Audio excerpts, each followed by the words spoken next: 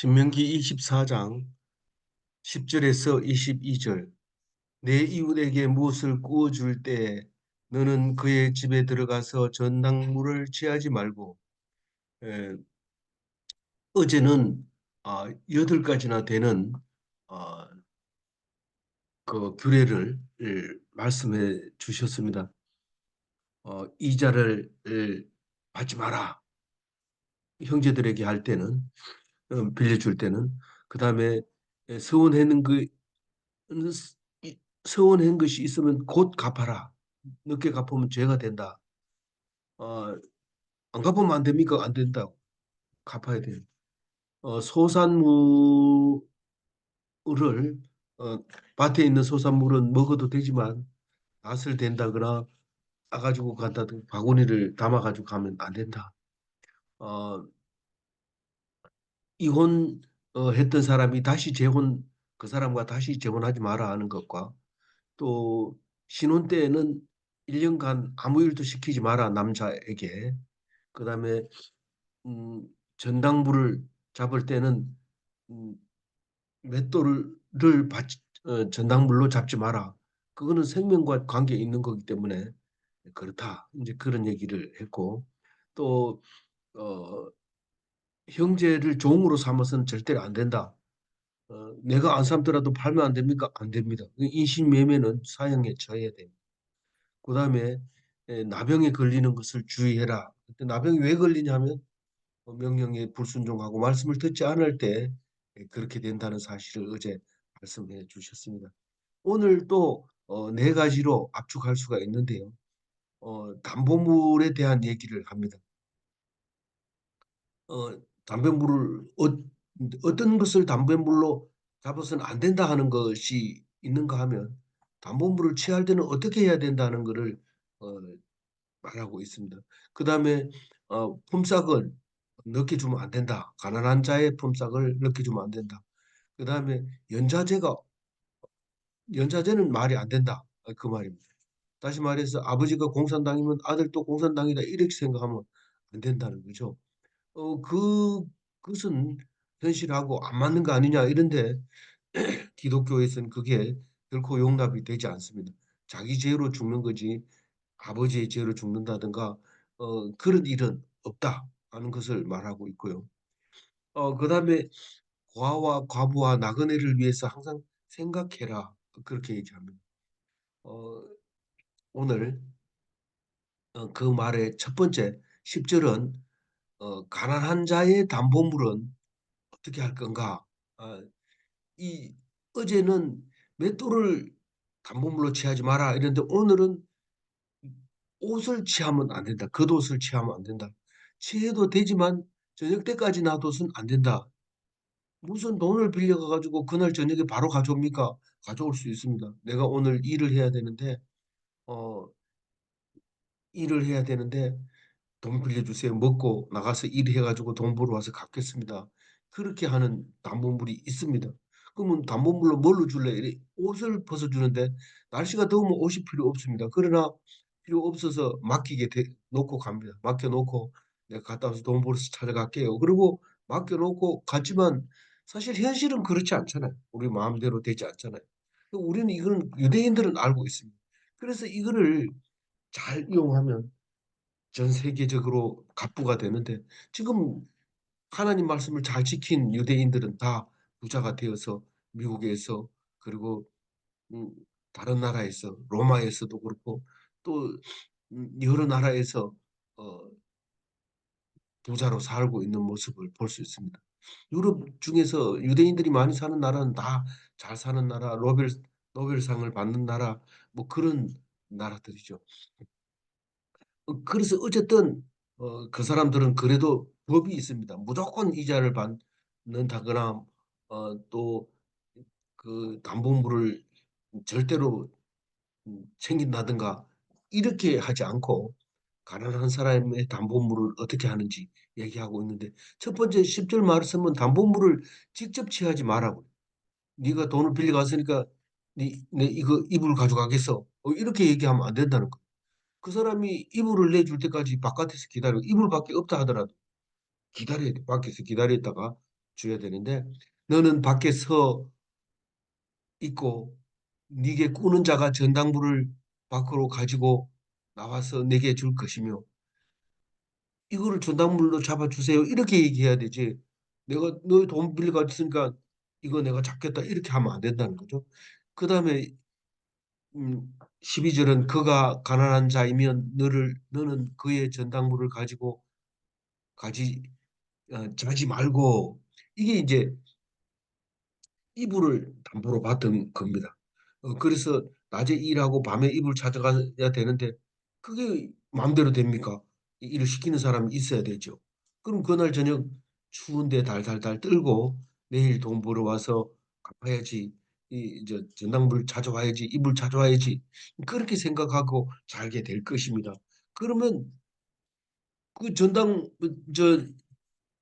전당 잡은 사람 그러니까 담보물을 이불로 받은 사람은 그 이불 덮고 자고 그 전당을 맡긴 사람은 떨고 자고 이렇게 하면 음, 좀 그렇지 않느냐? 뭐가 그렇지 않는데 한 사람은 춥고 떨고 한 사람은 편하게 자잖아. 당연한 거지. 있는 사람이 편하게 자야지. 그러려고 돈 벌지. 이런데 그게 아니고 13절을 읽어보면 해질 때에 그 전당부를 반드시 그에게 돌려줄 것이라. 그리하면 그가 그 옷을 입고 자며 너를 위하여 축복하리니 그 일이 네 하나님 여호와 앞에서 내 공의로움이 되리라. 아니 이 사람이 지금 내 돈을 빌려갔는데 어떻게 사는지 지금 궁금하다. 그래가지고 찾아가서 그 이불을 도로 들고 이렇게 자면 내일 아침에 일을 못한다. 일이라는 돈이라는 건 있을 수도 있고 없을 수도 있는 거지. 이러면서 그걸 만약에 줬다고 할 것 같으면 하나님 앞에 공의롭다. 그 인정을 받고 그거를 복으로 바꿔준다는 겁니다. 누가 복을 바꿔줘요? 이불을 덮고 잔 사람이 복 받게 해주세요. 그러고 잔다는 거죠. 그게 하나님이 들으시는 거예요. 무슨 말입니까? 하나님은 가난한 자의 기도를 들으시는 하나님이라고 성경 창세기부터 시작해서 이야기하고 있습니다. 돈 버는, 돈 있는 그런 사람의 하나님이 아니라는 거예요. 그래서 부자는 천국 들어가기가 어렵다 이럽니다.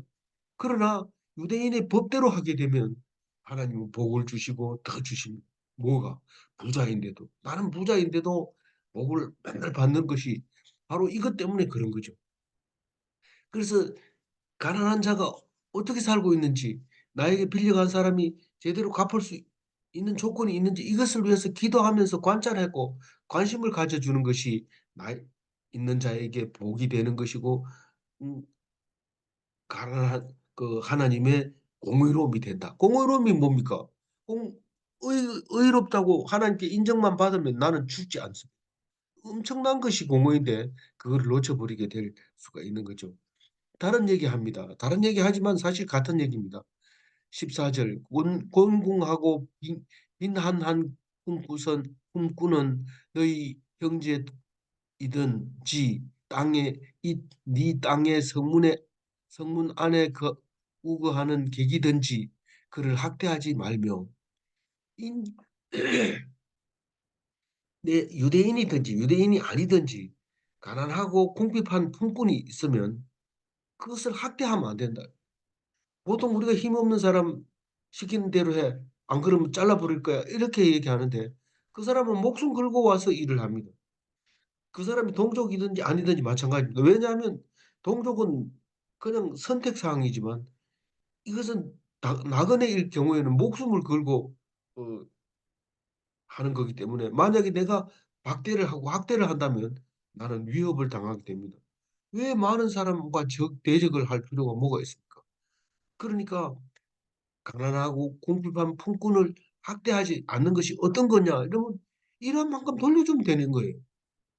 15절 그 품삯을 당일에 주고 해진 후까지 미루지 말라. 이는 그가 가난함으로 그 품삯을 간절히 바람이라. 그가 너를 여호와께 호소하지 않게 하라. 그렇지 않으면 그것이 내게 죄가 될 것임이라. 품삯을 당일날 줘야지 그걸 먹고 자지요. 그리고 내일 일하지요. 그런데 홍콩은 당일날 안 주면은 저당 잡아놓은 그 옷은 어떻게 합니까? 찾아와야 되는데 못 찾아오잖아요. 춥고 배고프고 그러면 원망하는 거죠.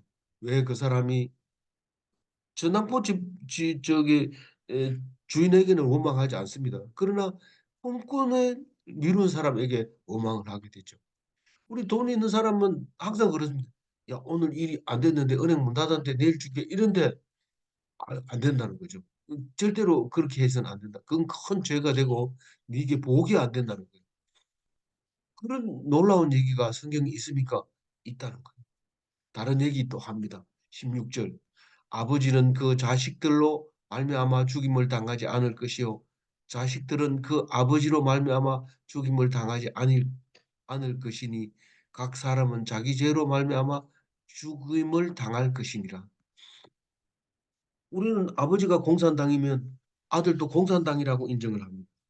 그래서 공무원 취직도 안 되고 아버지가 월북했으면 그 손자까지 이 공무원으로 취직 못하고 어, 그렇게 되게 되는데 그게 연좌제라고 하는 거죠. 그래서 기독교에서 그게 불가능합니다. 아버지는 아버지 죄로 죽고 아들은 아들 죄로 죽는 거예요. 그래서 만약 그렇지 않다면 우리는 굉장히 힘들 텐데 우리는 오직 나만 바로 살면 나는 죽지 않고 영원히 살 수 있다는 겁니다. 어, 죄에 대해서는 금수저, 흙수저가 없습니다. 음, 재물에 대해서는 흙수저가 있고 금수저가 있지만 절대로 죄는 상속되지 않는다는 것입니다. 어, 이게 간단한 한 절밖에 안 되는 얘기지만 나중에 적용할 때 보면 굉장히 중요하다는 것을 알 수 있게 됩니다. 그래서 이 성경이 한 절이 얼마나 귀한 건지 모릅니다. 다른 얘기합니다. 17절. 너는 객이나 고아의 송사를 억울하게 하지 말며 과부의 옷을 전당 잡지 마라. 이 객과 고아와 과부를 위하여 말씀하고 있는데 함께 살아야 된다. 네 혼자 살 수 없다. 이 얘기를 하고 있는 거죠. 그게 송사를 억울하게 하면 네가 뭐 없는 게 무슨 주장을 하냐 이래 부르면 이게 강하게 됩니다. 우리가 이 정책을 너무 또 강조해도 안 되지만 이 정책이 없으면 나라가 전체가 망합니다. 그래서 가난한 자를 생각하고 억울한 와들을 생각하고 있는 정책은 좋은 정책이지만 거꾸로 얘기해서 그걸 이용해 가지고 정책적으로 사용해서 너무 과하게 하게 되면 이 경제 전체가 침체되고 떨어지게 됩니다. 이 성경은 그 얘기를 하는데 절대로 침체될 정도로 그렇게 하는 게 아니라 억울하게 하지 말고 과부의 옷을 담보로 잡지 마라. 이 남자는 그래도 뭐 벗고 잘 수 있어요. 이불 없이 그냥 밤에 잘 수 있지만 여자가 벗고 자면 이거는 뭐 큰일 납니다. 그러니까 이 과부의 옷을 담보 잡는 것은 아주 악한 것이죠.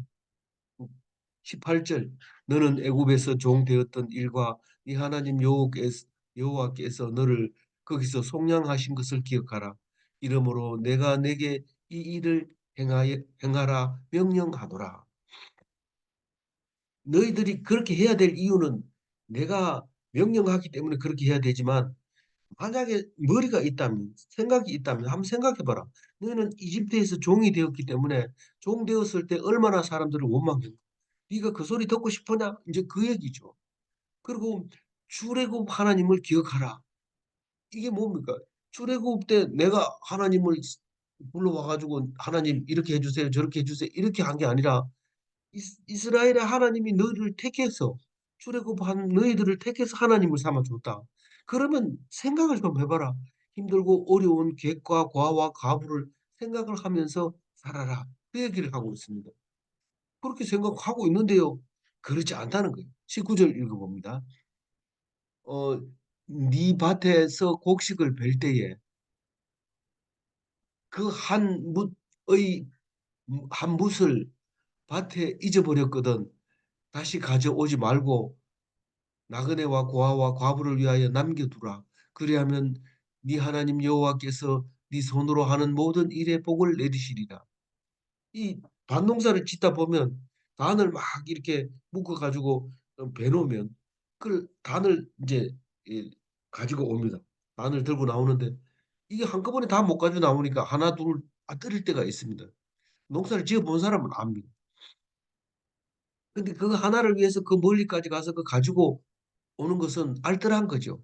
그래서 옛날에는 곡식을 함부로 버리면 안 된다 이랬는데 그것은 이 조선 땅에 사는 한국 한반도에 사는 사람들은 고아와 객과 과부가 없었어요. 다시 말해서 전쟁이 없었어요. 왜 없었냐? 이런데 유럽에 와 보면 전쟁은 전쟁도 아니에요. 우리 한국 전쟁은 전쟁도 아니에요. 뭐 우리 말이 있잖아요. 6.25 전쟁은 난리도 아니다 이랬는데 실제로 여기 유럽에 와 보면 전쟁은 난리도 아닙니다.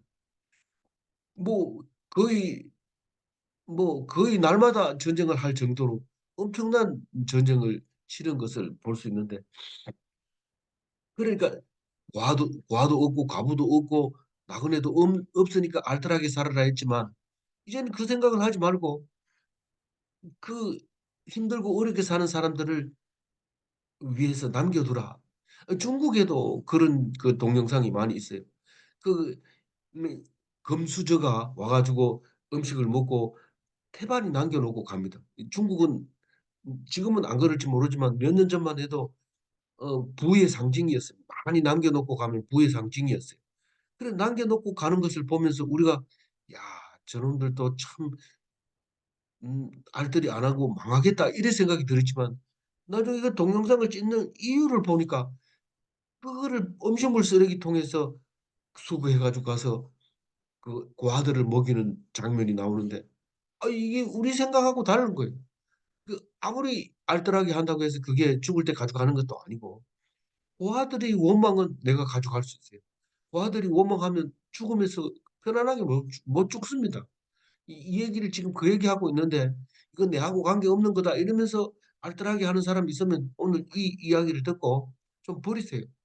이거 누가 먹겠나 이러지만 버리세요. 버리를. 그건 명령이기 때문에 그런 거예요. 우리들 중에도 식욕이 좋아서 싹싹 긁어 먹는 사람이 있지만 그게 습관이 돼서 그런 사람이 있는데 이제는 좀 남겨둬야 돼. 왜 그런지 모르지만 하나님이 그렇게 하라고 했어요. 우리 아버지는 그렇게 했어요. 항상 적게 떠주면 조금 남기고 많이 떠줘도 조금 남기고 그러셨는데 그 이유를 몰라요. 우리는 이유를 모르는데 우리는 그걸 배워야 되는 거죠. 20절 봅니다. 네가 네 감람나무를 뗀 후에 그 가지를 다시 살피지 말고 그 남은 것은 객과 고아와 가부를 위하여 남겨두며 동영상이나 뭐 다른 실제로 와서 보면 이 올리브 나무를 추수할 때 장대로 밑에 바닥을 깔아놓고 장대로 떨거나 요즘은 기계들이 나와가지고 중장비가 와가지고 나무를 딱 잡고 흔들면 떨어집니다. 근데 다 안 떨어집니다. 특히 제일 끝에 있는 그건 잘 안 떨어집니다. 나무를 흔들면 같이 따라 흔들리면서 안 떨어지는데 그걸 딸라고 애쓰지 마라. 놔둬라. 그러면 고아와 객과 가부들이 그것을 따먹고 그 과부들이 그 따냅니까? 장비도 없는데 그래도 따먹습니다. 배가 고프면 뭘 못합니까? 그러니까 놔두면 되니까 이것은 너희들이 뭐 옳고 그르고 뭐 실제로 있느냐 없느냐 그걸 말하는 게 아니고 하라면 해라는 거죠. 옛날 우리는 감을 딸 때 다 안 땁니다. 엄마 저거 남은 거 하나 더 따줘. 안 된다. 그거는 놔둬야 된다. 왜요? 까치도 먹어야지. 이런 게 까치밥이라고 하면서 남겨두는 것을 볼 수 있는데 우리 옛날 조상들이 다 그렇게 사는데 우리는 얼마나 각박하게 사는지 모릅니다. 하나도 안 남기고 다 누구 빌려준 거는 뭐 끝까지 받아야 성이 차죠. 그런데 그렇게 하지 마라. 그렇게 말하고 있습니다. 21절에 보면 네가 네 포도원의 포도를 딴 후에 그 남은 것을 다 따지 말고 객과 고아와 가부를 위하여 남겨두라. 이 포도를 수확할 때는 제가 포도 농사는 안 지어봤지만 이 포도 잎사귀가 포도를 가려서 다 못 답니다.